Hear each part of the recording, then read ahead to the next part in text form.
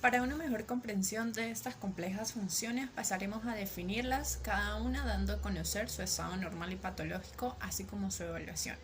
Primero encontramos a la conciencia, la cual es considerada como una de las funciones más complejas del psiquismo, puesto que es el campo operacional de este. Mediante ella podemos medir los estímulos del mundo externo e interno, es decir, que podemos sentir, pensar, actuar y decidir. Básicamente, la conciencia es la estructura que organiza e integra todo el funcionamiento psicológico. Se considera un estado de conciencia normal cuando el paciente se encuentra alerta o despierto, es decir, que atiende a los llamados y se encuentra con un estado de vigilia. Por su parte, la normalidad del estado de conciencia hace referencia a la disminución del estado vigil. Entre los estados patológicos podemos encontrar la somnolencia, que es el primer estado patológico, el cual hace referencia a la disminución en el estado de conciencia, en el cual la persona atiende al llamado. Este puede ser leve, en donde la persona responde al llamado e incluso puede hablar, pero al cesar el estímulo tiende a cerrar los ojos. Por su parte, también podemos encontrar al moderado, en donde además del llamado se requiere de un estímulo táctil no vigoroso, en donde la persona debe dar apertura ocular. Y por último, el grave, que se requiere de un estímulo táctil vigoroso, en el cual el paciente abre los ojos e inmediatamente vuelve a cerrarlos, disminuyendo su estado de conciencia. Por otra parte, encontramos al estupor, el cual es un estado de conciencia menor que la somnolencia, caracterizado por la acción de retirada ante el estímulo, pero sin apertura ocular, en el cual el estímulo doloroso es el que determina el estupor. Por último, podemos encontrar al coma o la inconsciencia, en el que podemos encontrar dos tipos. El coma superficial, en el cual hay respuestas neurológicas patológicas, por ejemplo la rigidez de descerebración, y el coma profundo, que ante cualquier estímulo no hay ningún tipo de respuesta, pero aún tiene signos vitales. La evaluación de las alteraciones de la conciencia se determinan por el examen físico y neurológico. Por lo general, la escala de Glasgow es la más utilizada para medir el nivel de conciencia de una persona.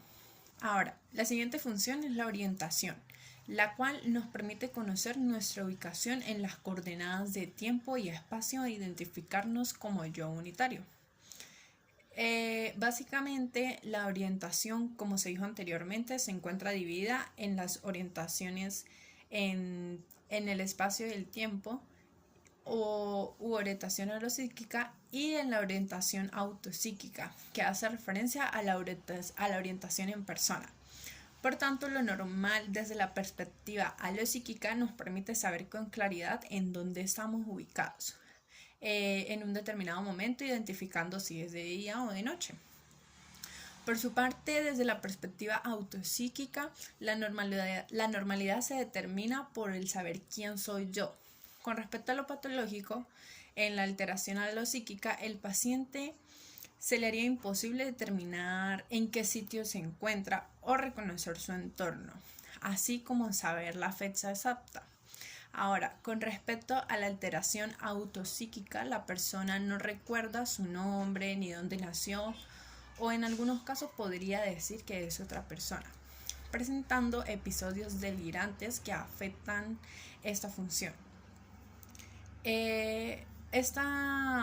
La evaluación de esta función puede ser por medio del examen mental durante la entrevista clínica, por medio de un interrogatorio adecuado y la observación de la conducta global del paciente. Un ejemplo de test para la evaluación de la orientación es el mini mental. Ahora, el porte y la actitud.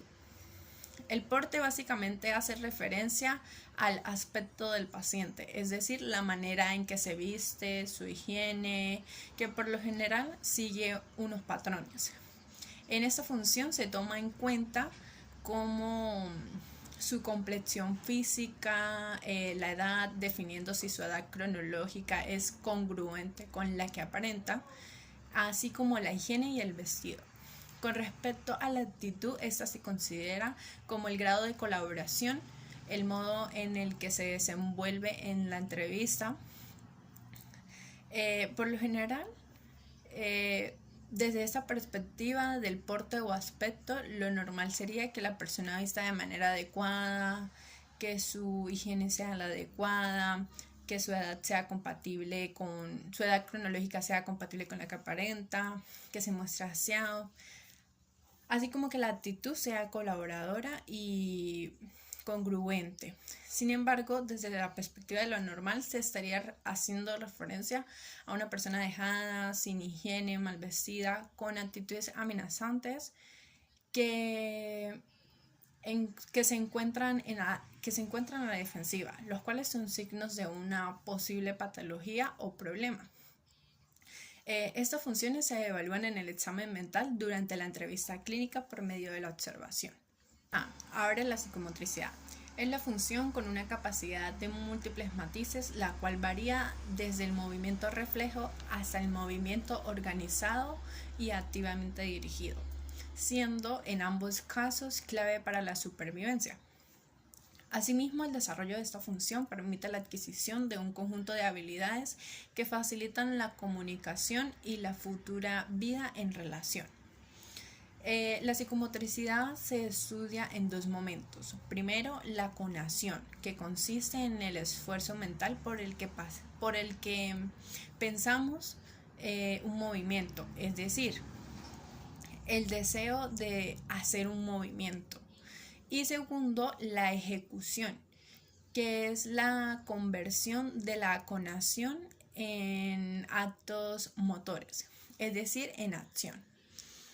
Durante el estudio de la normalidad y anormalidad de la conación, debemos tomar en cuenta primero la eubulia, considerada como el estado normal por el deseo de hacer actividades de un despliegue psicomotor. Básicamente es un fenómeno sintomático, es decir, que solo la persona lo puede sentir. Ahora, la hipobulia consiste en sentir pereza por realizar cualquier tipo de movimiento. Esto es normal siempre y cuando se tenga acumulado cansancio o puede ser parte de un trastorno. Ahora, la hiperbulia. Es todo lo contrario a la hipobulia, puesto que esta se caracteriza por la manifestación de mucha energía por hacer las cosas. Y por último, la abulia, que básicamente la persona no tiene voluntad para hacer el despliegue de un movimiento. Ahora, durante el estudio de la ejecución se debe tener en cuenta lo eukinético, que es el estado normal para la ejecución de un movimiento. La hipoquinesia, que se caracteriza por la realización de menos movimiento en una unidad de tiempo. La hiperquinesia, que se caracteriza por la realización de más movimientos y más rápidos de lo esperado, que básicamente en una unidad de tiempo que se puede dividir en leve, moderado y grave. Por último, la evaluación de la psicomotricidad es bastante evidente, ya que se puede ver a simple vista durante la entrevista clínica por medio de la observación. Ahora, el afecto. Este es considerado la base del funcionamiento psicológico. Es una capacidad psicológica básica constituida por la totalidad de las emociones, sentimientos, pasiones, estados de ánimo y todos los matices de la experiencia sensible. Para la identificación de la normalidad o patología del afecto se toma en cuenta lo siguiente. Primero, la eutimia, que hace referencia a lo normal. Luego, la hipotimia, que se encuentra por debajo de lo normal, es decir, que la persona es poco afectiva. Y por último, la hipertimia, que es el aumento del que es el aumento del tono placentero. Desde la perspectiva de las alteraciones de la expresión del afecto, la cual comprende la modulación de este, podemos encontrar el afecto aplanado, considerado como un afecto poco modulado, la atimia sin afecto, el embotamiento afectivo, que es la expresión afectiva disminuida, y una modulación de origen farmacológico, y la labilidad, que es el cambio brusco y rápido del estado de ánimo, por desencadenantes que se encuentran por lo general en la propia persona. Con respecto a su evaluación, en el contexto de la entrevista se observa qué tan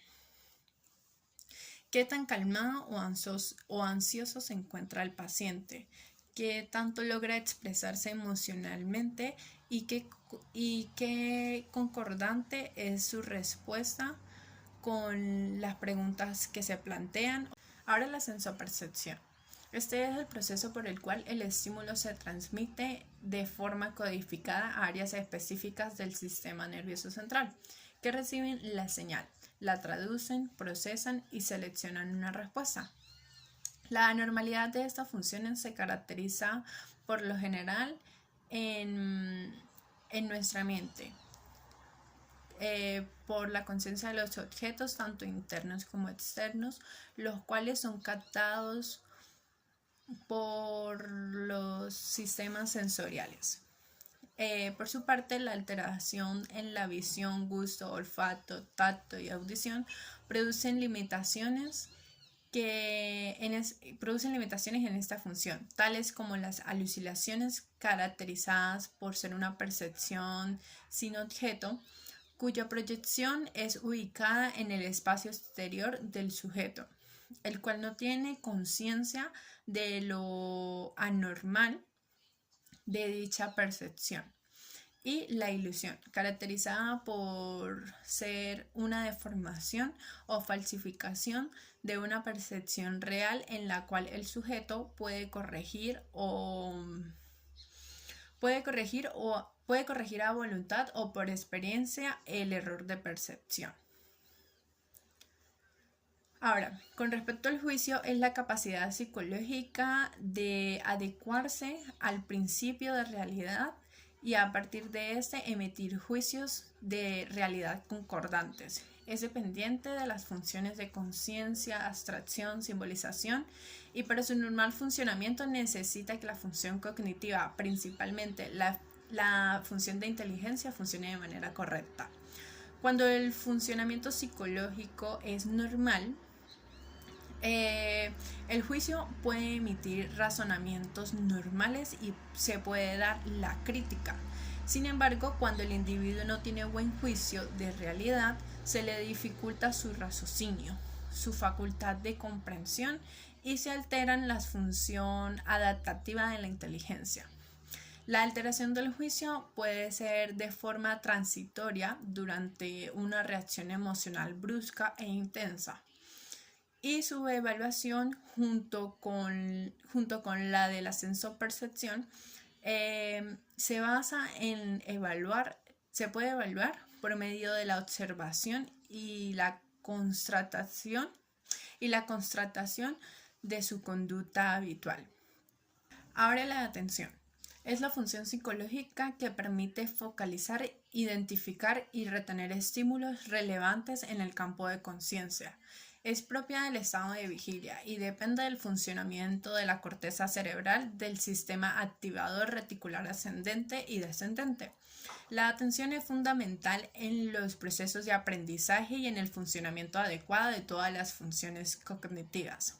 Tiene 3 características: el volumen, que es el conjunto de estímulos que se puede mantener en forma dominante en el campo de conciencia en un momento determinado; la estabilidad, que es la permanencia del conjunto de estímulos con carácter dominante en el campo de conciencia en varias unidades de tiempo; y la oscilación, que es el carácter por el cual el conjunto de estímulos puede en un momento tener un carácter minimante en el campo de la conciencia y en otro momento puede haber perdido tal carácter. Básicamente esto quiere decir que el conjunto de estímulos relevantes normalmente debe tener un volumen mínimo y permanecer un tiempo útil en el campo de conciencia para ser debidamente procesado por el psiquismo.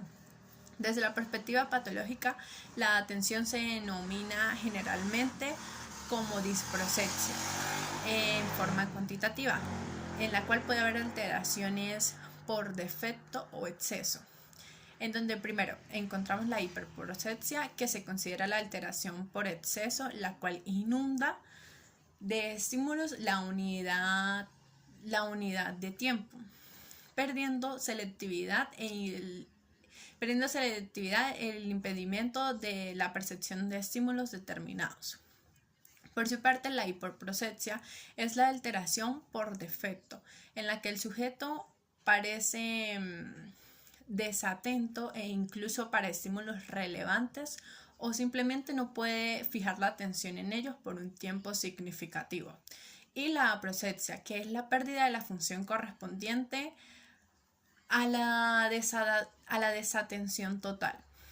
Por su parte, en forma cualitativa, las alteraciones de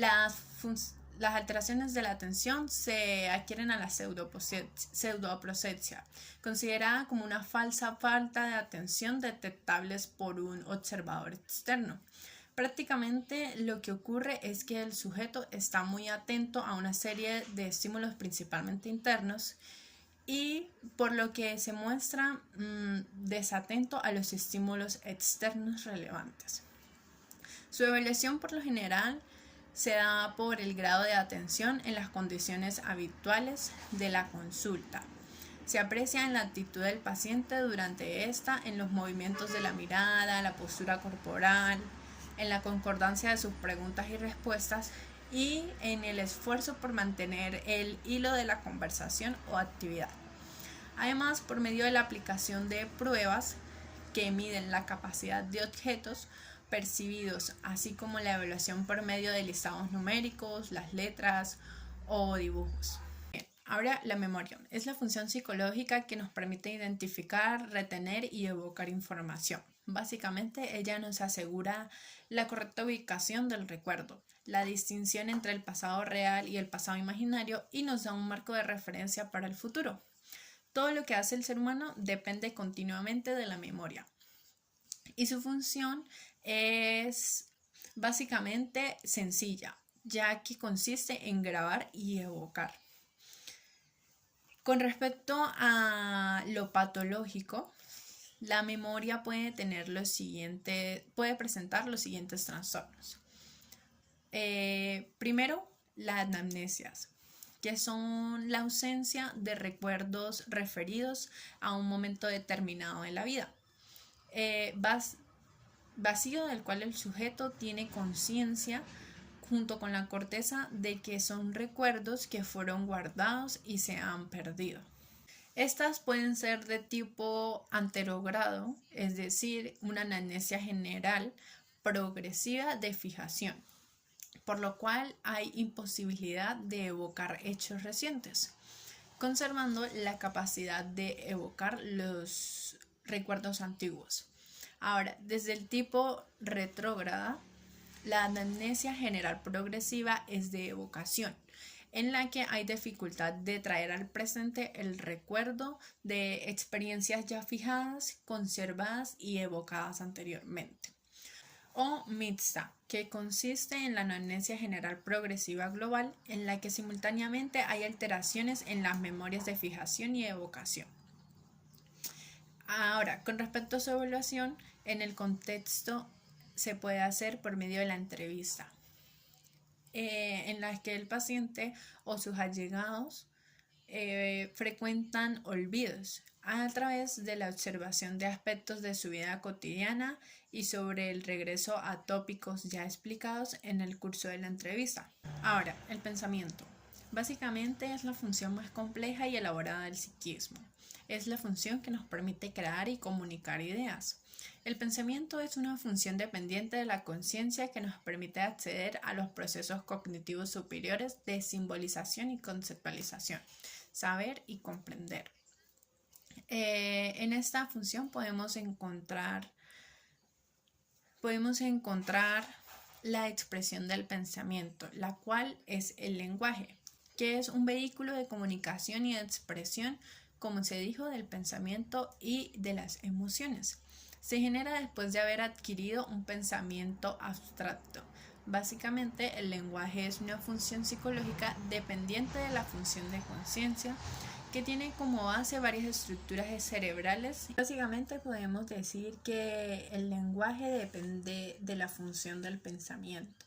Por tanto, si el pensamiento se encuentra alterado, este altera inmediatamente al lenguaje. Entre las alteraciones o patologías que tiene el lenguaje podemos encontrar las alteraciones cuantitativas, las cuales hacen referencia, por ejemplo, a la eulalia, que es aquel que cumple una meta comunicativa que fluye rítmicamente y no está desarticulada. Es decir, que básicamente sería como lo normal, en donde tanto el receptor como el emisor entiendan el mensaje. Por su parte encontramos la taquilalia, que es un discurso rápido en el que la persona habla rápidamente e incluso algunas veces puede distorsionarse la información.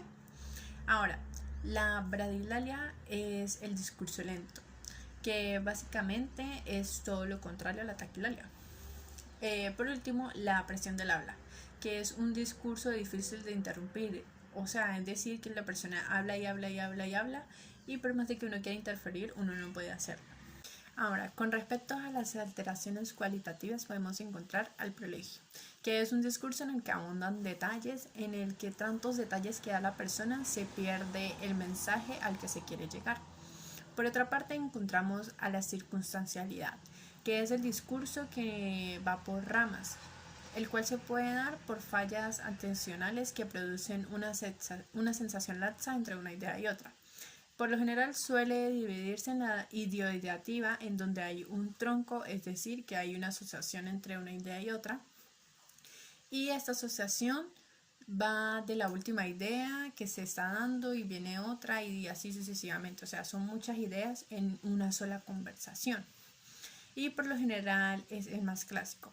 También podemos encontrar la consonancia, que es la asociación que hacen por consonancia o asociaciones, por ejemplo, el sonido de palabras, tal cual como marca, parca, así sucesivamente.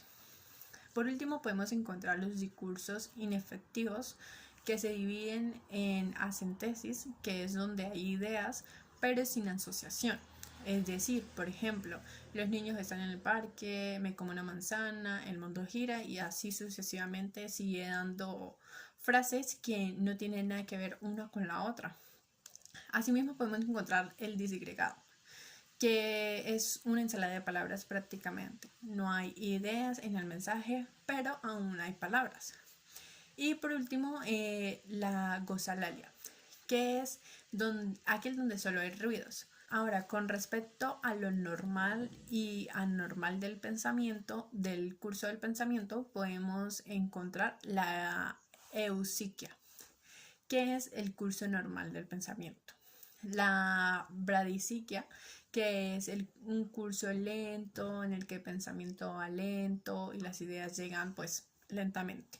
Y por último, la raquisiquia, que es un curso rápido en donde hay muchas ideas en un solo pensamiento. Asimismo, podemos encontrar alteraciones en el contenido, en la expresión del pensamiento, en donde podemos encontrar ideas sobrevaloradas o distorsiones cognitivas, ideas delirantes, ideas obsesivas, ideas de muerte, entre otras, las cuales, teniendo en cuenta todas estas definiciones, se podría decir que el pensamiento es el más extenso de estudiar y el que requiere de más observación, por lo que su evaluación requiere de un proceso más amplio y relativamente es bastante complejo.